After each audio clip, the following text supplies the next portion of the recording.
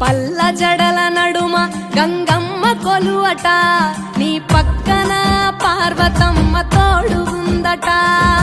నాగుపాముల నగలే నీకు మోజట,